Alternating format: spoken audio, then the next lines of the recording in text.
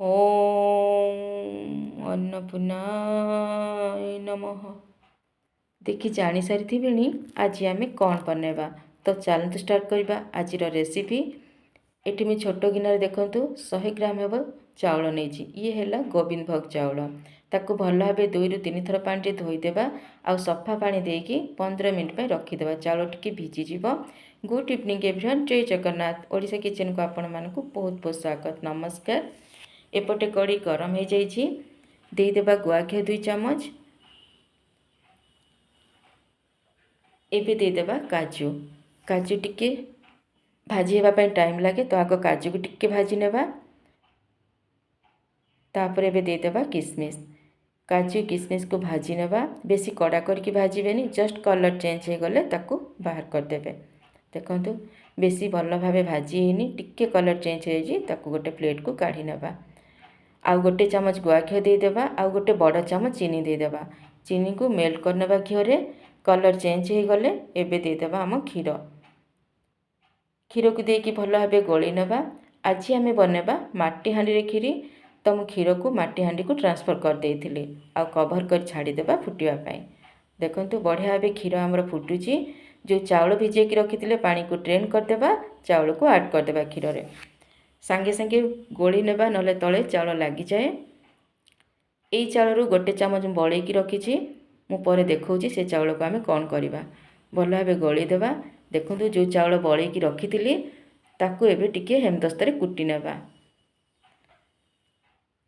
पूरा फाइन करेनि, दरदरा की कुटिबे। देखंतु मु देखौची केमती दरदरा रखी। एमती कले खीरी आमर बहुत बहलिया हुए आउ टेस्ट भी लगे। देखंतु एपटे चाउल टिके सिझी गलानी, से आम कुटा चाउल को ऐड करदेबा। गोटे पिंच लुण देदेबा, भल भाव गोली नेबा आउ ताकू सिझिबा छाड़देबा। देखंतु अधा ही आसलानी खीरी आमर। एबे देदेबा तेजपत्र, इलायची पाउडर, जो काजू किसमिस भाजिकी रखिथिले ताकू देदेबा, 4टा लवंग, भल भाव गोली नेबा। खीरी को मझिरे मझिरे निश्चिंत घांटुथिबे नले तले लगी जाए। देखंतु अधा ही आसलानी खीरी आमर। केते सुंदर फुटुची ना खीरी। आउ थरे गोली नेबा। एबे देदेबा आमर टेस्ट अनुसार चीनी। मो पाखे गुड़ नथिला, नले आपण गुड़ देबे जेतु भोग लगौचंती। चीनी को देदेबा आउ भल भाव गोली नेबा। मु टिके आलमंड काटिकी रखिथिली, एबे आलमंड को भी ऐड करदेबा आउ ताकू कुक होगा छाड़ीदेबा। मु तो टाइम दे पारिबेनी, किंतु जब तक चाउल न सिझिबो से पर्यंत कुक करुथिबे।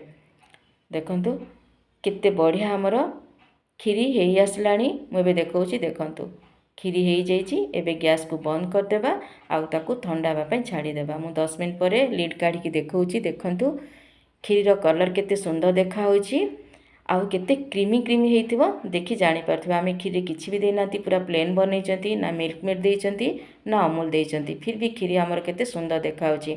एबे कान्हा पाई भोग बाहर करवा।